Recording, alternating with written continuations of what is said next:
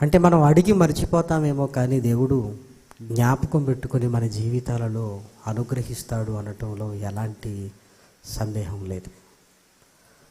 అందులో ఈరోజు అన్నప్రసన్న ఈ ఆరాధనలో జరిగించుకోవడానికి ఓ చిన్నారి ఎదురు చూస్తుంది. ELISA Sasha. మొట్టమొదటిగా ఆ పాపను చూసినప్పుడు నా హృదయంలో కలిగింది ఏంటంటే, కొన్ని వందల సార్లు నేను ప్రార్థన చేసింది ఈ పాప కొరకేనా అనిపించింది. కొన్ని వందల సార్లు.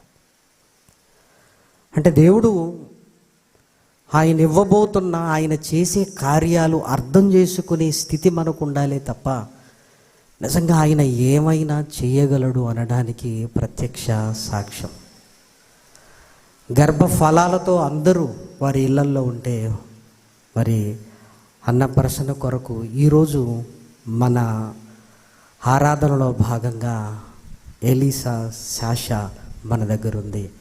ఎలీసా సాషా ఎవరు కూతురో కాదు, సుధాకర్, అదేవిధంగా అపరంజని దంపతులు. సుధాకర్ గారు మన ఆధ్యాత్మిక సెమినార్లో ఒక భాగం, యవనస్తుల కొరకు ప్రత్యేకమైన తరగతులు తీసుకుంటున్నారు. సుమారు 2 సార్లు వాయిదా పడింది. అన్నప్రసన్న చేయండి అన్నప్పుడు 2 సార్లు వాయిదా పడింది. ఇంతకంటే శ్రేష్టమైన సమయం ఏమీ లేదు. దేవుడు ఇది నిర్ణయించిన సమయముగా నేను భావిస్తూ, దయచేసి సుధాకర్ అన్నయ్య దంపతులు ఎలీసా సాషాను తీసుకొని ముందుకు రావలసిందిగా కోరుతున్నాను. ఎందుకంటే దేవుడు తన బిడ్డలు ఆశపడాలే తప్ప ఆశ తీర్చగల దేవుడు అనడానికి బెస్ట్ ఎగ్జాంపుల్ ప్రియమైన దేవుని పిల్లలారా. నిజంగా కొన్ని వందల కిలోమీటర్లు, సుమారు 5:30 గంటలకు కారులో వాళ్ళు బయలుదేరారు. ఇంచుమించు 5 గంటల ప్రయాణం. నెలల పాప. ఎందుకు అంటే, ఇంతకంటే శ్రేష్టమైన సమయం లేదు మన జీవితాలలో, ఇక్కడే జరగాలి అని వారు కోరుకున్నారు. కొత్తపల్లి సంఘ కాపరి గారు సుధాకర్ గారు.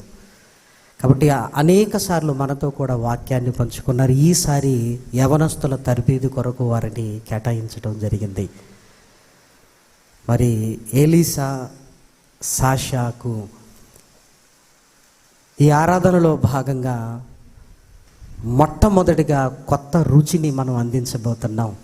ఈ రుచితో పాటు నిర్మలమైన వాక్యం అనే పాలతో పెంపారుతూ మరలా ఇక్కడే సండే స్కూల్లో ఎదిగి, ఇక్కడే సండే స్కూల్ టీచర్గా తల్లిదండ్రులు ఇద్దరికీ ఘనత తీసుకొని రావాలి, దేవునికి మహిమకరంగా ఉండాలి అని నేను కోరుకుంటున్నాను.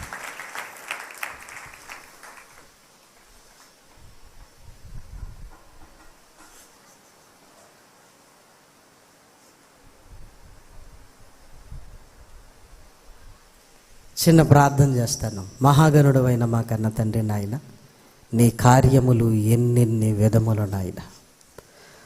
తండ్రి, ఇదిగో నాయన, ప్రార్థనలకు ఫలాన్ని ఎంత మధురంగా మీరు ఇస్తారు అని నాయన మేము ఊహించలేదు నాయన.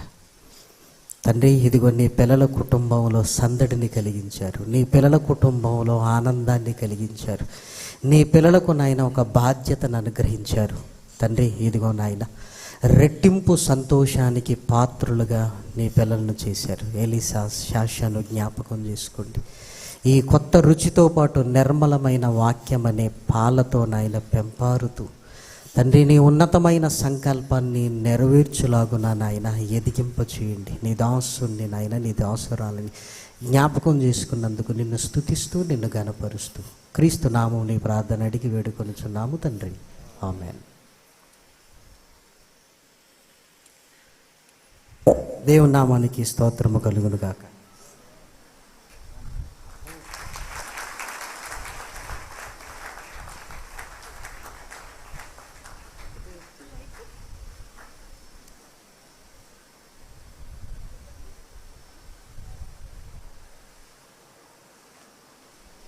కొత్త రుచిని చప్పరిస్తూనే ఉంది. దేవుని నామానికి స్తోత్రము కలుగును గాక. చిన్న ప్రార్థన చేసుకున్న వాక్య ధ్యానంలోనికి మనం వెళదాం.